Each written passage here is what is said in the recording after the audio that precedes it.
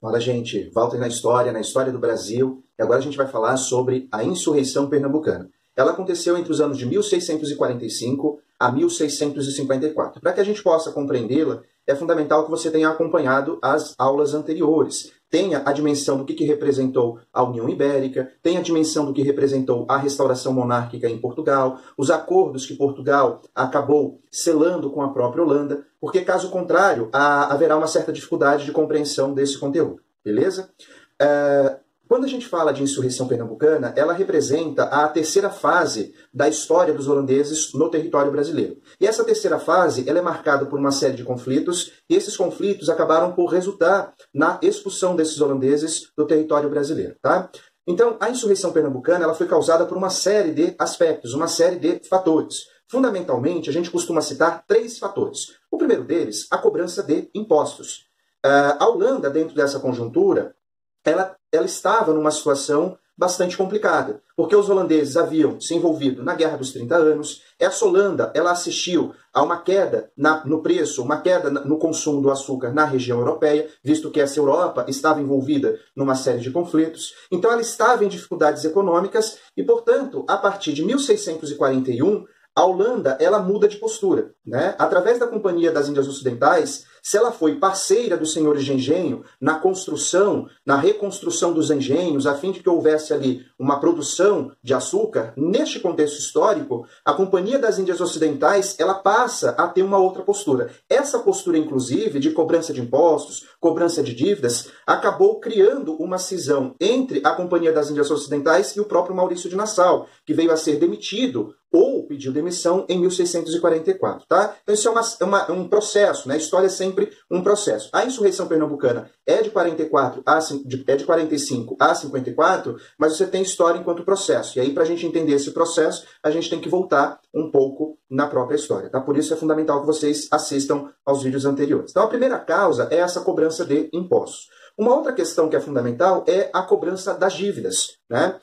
Durante a instalação dos holandeses no Nordeste brasileiro, ou em parte desse Nordeste brasileiro que conhecemos, a gente vai ter a Companhia das Índias Ocidentais, os bancos holandeses, promovendo uma série de empréstimos aos senhores de engenho, como eu já disse, para reconstruírem as estruturas produtoras de açúcar. Só que, naquela ocasião dos empréstimos, a Companhia das Índias Ocidentais, por intermédio do Maurício de Nassau, emprestou dinheiro para essa gente, para esses senhores de engenho, a perder de vista. Só que agora a conjuntura era outra. O que eles acabaram fazendo?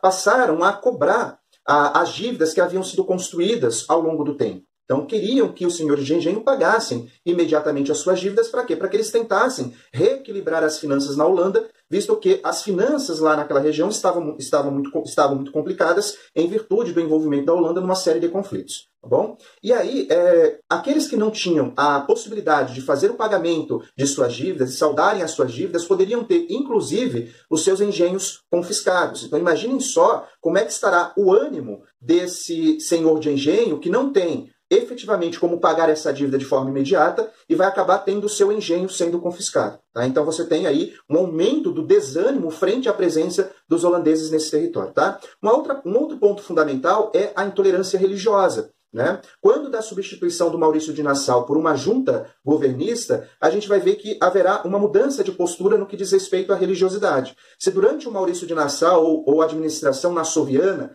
nós tínhamos uma relativa autonomia, uma relativa tolerância religiosa, a partir de 45, esse desenho ou essa questão religiosa ela acaba sendo modificada. Né? O que acaba acontecendo? Acabei de derrubar todas as canetas aqui. O que acaba acontecendo? Você tem uma intolerância religiosa, visto que a Companhia das Índias Ocidentais, através dessa junta governista, passa a exigir que o protestantismo fosse, de fato, a religião oficial daquela região, perseguindo, portanto, os católicos ou mesmo os judeus. Tá bom? Muito embora alguns dos investidores dessa região também fossem judeus. Tá bom? Mas você vai ter perseguição, sobretudo, aos católicos. Então, são 3 pontos, 3 causas. A cobrança de impostos, a cobrança das dívidas e a intolerância religiosa. O processo de luta em prol da expulsão desses holandeses do território brasileiro é dividido em 2 momentos. De 1645 a 1651, a gente tem uma etapa. É uma etapa que a gente encontra uma presença muito forte de uma tática de guerra, que é a guerra de guerrilha. Então você tem um envolvimento de diferentes atores sociais, dos brancos, né, dos portugueses, a índios e negros. Né? É como se nós disséssemos que esses três elementos sociais, esses três elementos, tivessem um inimigo em comum e tivessem, por conseguinte, batalharem em conjunto para promoverem a expulsão desse inimigo. É basicamente isso que a gente vai encontrar nessa conjuntura. Né? São diferentes atores sociais lutando em conjunto, e essa luta em conjunta tinha um objetivo: a expulsão dos holandeses. Como os holandeses eles estavam muito mais bem equipados, né, militarmente ou belicamente, continuava sendo impossível uma luta contra os holandeses de forma frontal. Então, por isso, você, na prática, adotava guerras táticas, que são as táticas de guerrilha, a ideia de emboscada, ou o que a gente chama dentro dessa conjuntura de guerras brasílicas. Tá bom? Então você tem uma série de personagens que são importantes dentro dessa conjuntura, né? O português João Fernandes Vieira, o paraibano André Vidal de Negreiros, duas importantes lideranças, uma outra liderança indígena, que é o Antônio Felipe Camarão, e uma liderança negra, o chamado Henrique Dias. Tá? Então essas figuras, elas atuaram em boa medida em conjunto na tentativa de promoverem a expulsão dos holandeses. Embora eles tenham conseguido uma série de vitórias, uma série de batalhas, por exemplo, nas chamadas Batalhas de Guararapes, 1648, 1649, e alguns livros, inclusive, trazem a expressão Guerra dos Guararapes, né, mas você tem ali uma série de batalhas, né, no Morro dos Guararapes, e essas várias batalhas, de fato, foram vencidas pelos luso-brasileiros, por essa gente que havia se juntado, se aliado, para promoverem ali a expulsão dos holandeses. Mas efetivamente, essa expulsão ela só aconteceu após 1651, ou seja, em 54. Por quê? A partir de 51, a gente tem novas questões que acabam sendo levadas em conta para que essa expulsão fosse de fato concretizada. O que está acontecendo nessa conjuntura? Não bastasse os holandeses estarem em dificuldades econômicas, estarem enfraquecidos em virtude de uma série de conflitos que eles acabaram se envolvendo, dentre os quais a Guerra dos 30 Anos, a gente tem uma outra situação, né?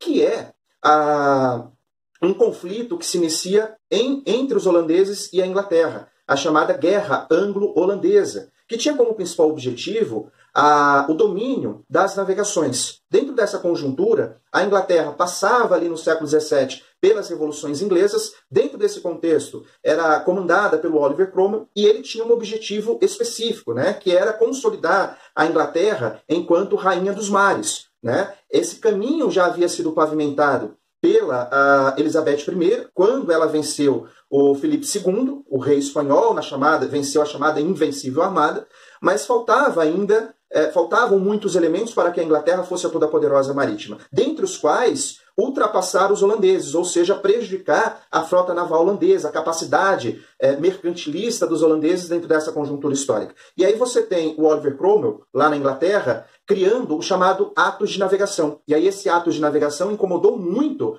a Holanda, os holandeses, e eles acabaram indo a uma guerra contra a Inglaterra. Essa guerra ela foi de 1651 a 1654, e quem levou a pior, em definitivo, foram os holandeses. E foi exatamente em 1654 que a gente teve o quê? A gente teve a expulsão desses holandeses do território brasileiro. Tá? Então, para a gente entender a expulsão dos holandeses em 54, é preciso compreender como é que estava a Holanda dentro desse contexto histórico na própria Europa. Um outro dado importante que contribuiu com essa expulsão foi a presença dos portugueses. Então, os portugueses, até 1651, davam um apoio discreto na luta que girava em torno da expulsão dos holandeses. Por que davam um apoio discreto até 1651? Porque em 1640, quando Portugal foi fazer a restauração monárquica, eles tiveram apoio dos holandeses e assinaram com a Holanda a chamada Trégua dos 10 anos, no qual Portugal admitia a presença holandesa no território brasileiro, mas que essa presença ela só seria possível, né? 40 você teve a restauração, 41, melhor dizendo, eles assinaram esse acordo da Trégua dos 10 anos, e portanto 10 anos, em 51, esse tempo ele se extinguia, ele se esgotava. E, portanto, os holandeses efetivamente precisavam deixar o território brasileiro. Então foi em 51 que Portugal efetivamente começa a mandar tropas, começa a mandar um auxílio, uma ajuda para aqueles que já vinham lutando desde 1645. E aí você tem holandeses cercados tanto em terra como também em mar. E aí, consequentemente, isso acabou os levando a uma derrota definitiva na chamada Batalha de Campina da Taborda, e nesta batalha os holandeses definitivamente foram derrotados e foram forçados a deixarem ali o que nós conhecíamos como o Brasil holandês.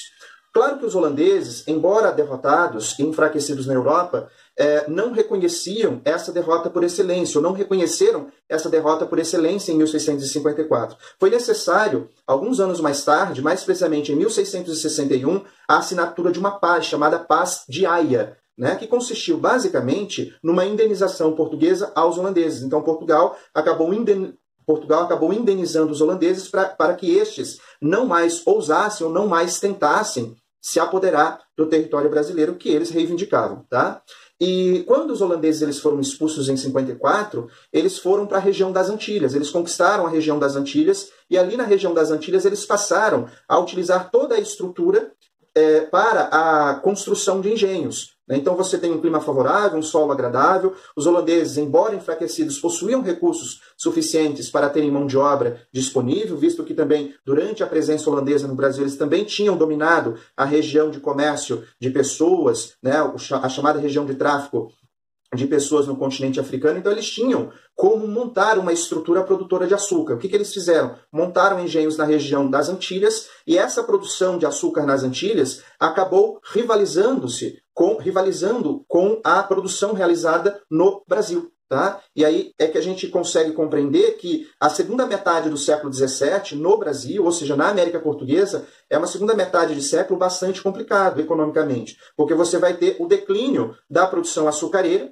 Esse declínio da produção açucareira tem a ver com a competição dos holandeses, mas ao mesmo tempo tem a ver com o próprio processo de crise econômica pela qual a própria Inglaterra, ou melhor, que a própria Europa vai vivenciar dentro desse contexto histórico. Tá bom? Então você tem um dado importante. Qual foi a grande consequência da expulsão holandesa do Brasil? Né? O próprio declínio da produção açucareira, porque os holandeses vão passar a produzir cana-de-açúcar na região das Antilhas. Eles tinham embarcações, eles tinham a técnica do refinamento, dominavam muitas praças de comércio na Europa e, claro, a vida deles acabava sendo muito mais fácil do que a vida da América Portuguesa e do próprio Portugal. Tá? Então, a gente tem um dado que é um dado fundamental. Por outro lado, Portugal também está bastante economicamente debilitado. Né? Então, Portugal, no processo de União Ibérica, perdeu muito espaço. Né? Pós-União Ibérica, continuou perdendo espaço, continuou tendo dificuldades econômicas. Né? E essas dificuldades econômicas levaram a um aprofundamento do endividamento português frente à Inglaterra. Né? E a própria indenização que eles pagaram em 61 aos holandeses também aumentou a dificuldade econômica. E aí o que Portugal vai acabar fazendo? Vai aumentar a pressão colonial, a pressão metropolitana sobre o Brasil. Tá? Então o que a gente registra como consequência também dentro desse contexto é um aumento da interferência das imposições portuguesas sobre a região colonial. E é dentro dessa conjuntura, inclusive, que você tem um aumento das rebeliões, das chamadas revoltas nativistas. É isso.